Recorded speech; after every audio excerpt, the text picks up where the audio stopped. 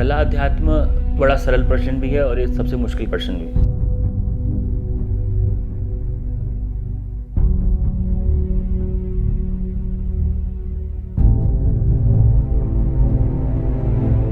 अध्यात्म मेरे हिसाब से है जो हमारा जीने का तरीका, हम किस तरीके से जीते हैं और हम किस तरीके से जीना चाहते हैं।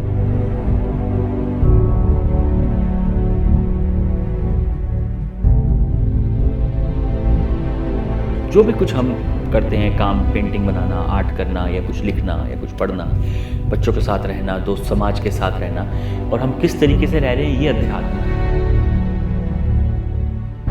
दोनों एक ही पहलू हैं, एक ही वेटेज पे दोनों खड़े हैं, क्योंकि दोनों एक ही हैं। आर्ट ना तो पास्ट की होती है ना ये फ्यूचर की होती है। आर्ट हमेशा प्रेजेंट की होती है। हम कभी भी देखते हैं तो हमें उस वक्त की आर्ट दिखती है। अगर कोई आर्ट ऐसी लग रही है कि बहुत पुरानी पास्ट की आर्ट दिख रही है तो वो आर्ट नहीं, वो डॉक्यूमेंटेशन हो जाएगा। अगर कोई फ्यूचर की आर्ट दिख रही है तो साइंस फिक्शन हो जाएगा। तो लेकिन आर्ट हमारे को प्रेजेंट में दिखनी चाहिए। हम हमेशा पेंट हमारा जब भी, चाहे हमारा 10 साल बाद भी, आज की पेंटिंग कोई 10 साल बाद या 20 साल बाद, 100 साल बाद भी देखे तो वो प्रेजेंट की दिखनी चाहिए, उसी वक्त की दिखनी चाहिए। और वो तब आता है जब हम उस प्रेजेंट में जीते हैं और प्रेजेंट में जी के अपने आर्ट को बनाते हैं। जिस मोमेंट में हम जी रहे हैं, जो हमारे साथ चल रहा है, अगर हम वही पेंट कर रहे हैं तो इससे बढ़िया कोई और बात ही नहीं है। तो वो अध्यात्म तुम्हारी कला के साथ जुड़ गए, दोनों की दोनों चीज़ें साथ साथ जुड़ती चली जाती हैं। ऐसे बहुत आर्टिस्ट हुए हैं जिन्होंने प्रेजेंट में काम किया है। जैसे कि एक बहुत बड़े आर्टिस्ट हुए पिकासो साहब, प्रेजेंट में काम किया। उनकी आज भी पेंटिंग इतनी फ्रेश क्यों लगती हैं? क्योंकि उन्होंने प्रेजेंट में रह के काम किया, अपनी मूवमेंट में जो उस वक्त थे वो काम किया। सूजा साहब जो थे वो काम किया। रामकिंकर बिस्सा जो स्कल्पचर बनाया उस वक्त मूवमेंट में स्कल्पचर बनाया।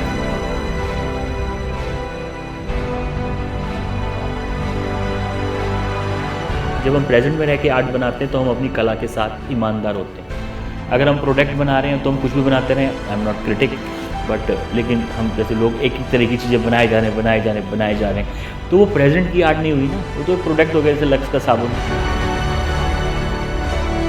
हमारी प्रेजेंट की लाइफ चल रही है, उसके बारे में जब हम सोचना शुरू करेंगे तब हमारे कला में, हमारी आर्ट में वो प्रेजेंट आना शुरू हो जाएगा।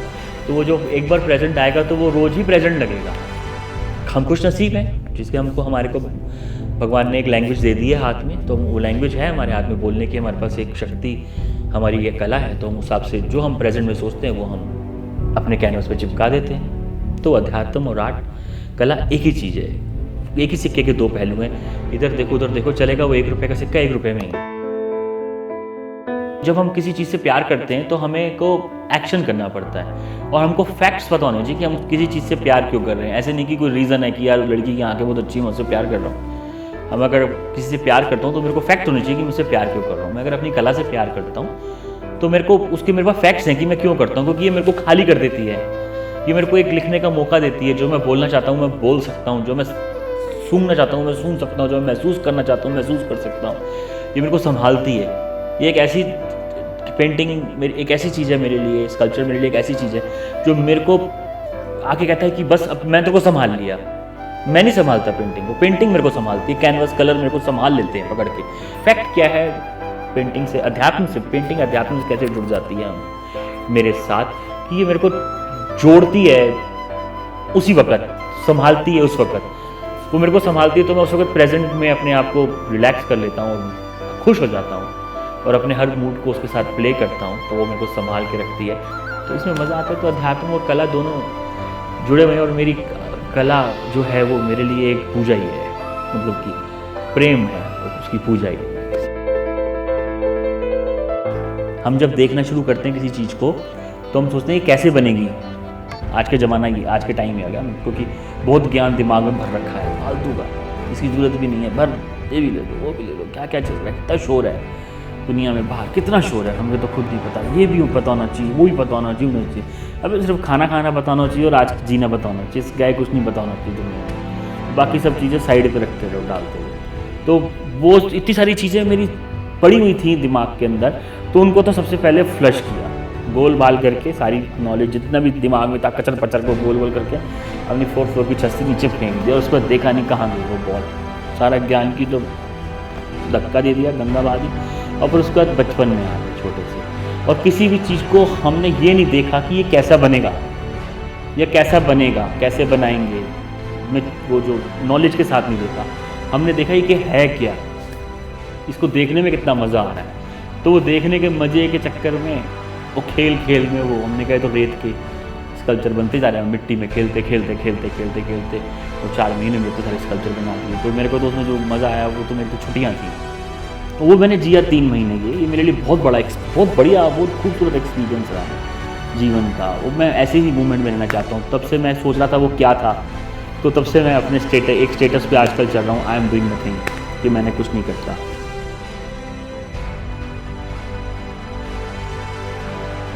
आज का ज़माना क्या है, आर्ट का पता नहीं, आर्ट बेच रहे हैं, कुछ भी नहीं पता जो आर्ट बेच रहे हैं। आर्ट लिखने वाले को नहीं पता आर्ट क्या लिख रहा है। आई एम सॉरी अगर किसी को हर्ट हो जाए तो।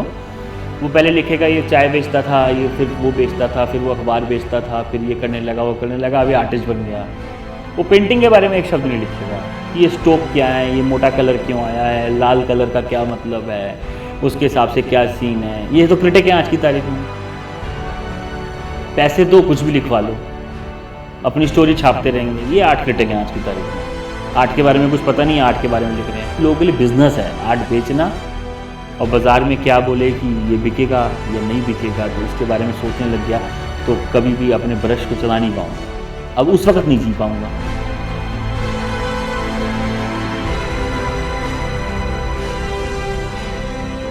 रविंद्रनाथ टैगोर ने कभी बेचने के लिए बनाया काम, अमिंद्रनाथ टैगोर ने कभी बेचने के लिए बनाया काम, सूजा साहब ने कभी बेचने के लिए बनाया काम, पिकासो साहब ने कभी बेचने के लिए बनाया काम। अब जो बेचने के लिए बनाते हैं उनका नाम लेने की जरूरत नहीं है, उनको बनाने दो। वो प्रोडक्ट बना रहे हैं, एक साबुन बना रहे हैं, एक दिन घिस के खत्म हो जाएगा।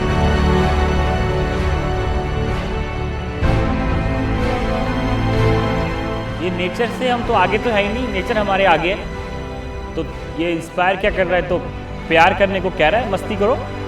जैसे पेड़ तेज तेज घूम रहे हैं, झूम रहे हैं, हवा इतनी अच्छी चल रही है, बारिश आने वाली है, फिर भी हम बैठे हैं, प्यार कर रहे हैं। बादलों में कितने प्यारे प्यारे मूर्तियाँ बन रही हैं, कितने प्यारे प्यारे एब्स्ट्रैक्ट बन रहे हैं। निर्जीव है, मतलब जीवन नहीं है बिल्डिंगों में, लेकिन जीवन किस में है? ये पेड़ में जीवन है, ये हवा में जीवन है, इतनी खुशबू में जीवन है, बारिश हो रही है उसमें जीवन है।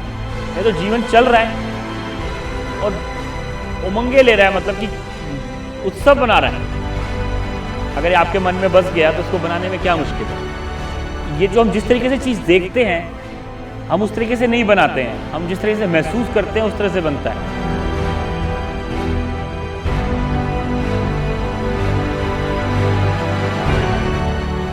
आर्ट पास्ट और फ्यूचर की नहीं होनी चाहिए, आर्ट प्रेजेंट की होनी चाहिए।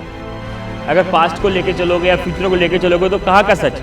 जब आप प्रेजेंट में रह के अपना काम करोगे तो वो प्रेजेंट में ही रहेगा और वो पूरी जिंदगी में प्रेजेंट में रहेगा।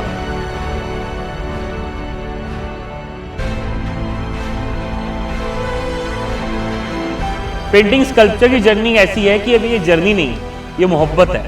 जब आपको किसी से मोहब्बत हो जाती है ना, तो आपको ये नहीं सोचना चाहिए कि जर्नी कैसे चल रही है, बस मोहब्बत करते रहना चाहिए। अपनी कोशिश कई सालों से एक ही चीज़ पे चल रही है, सरल चित्त, जिसको हम सिंपल माइंड कहते हैं, और दूसरी एक कोशिश चल रही है अपनी थॉटलेस पोजीशन। और मेरे को लगता है कि मैं उसकी तरफ, अब मेरे को लगता है या नहीं लगता उसकी बात है, लेकिन मैं संतुष्ट हूँ।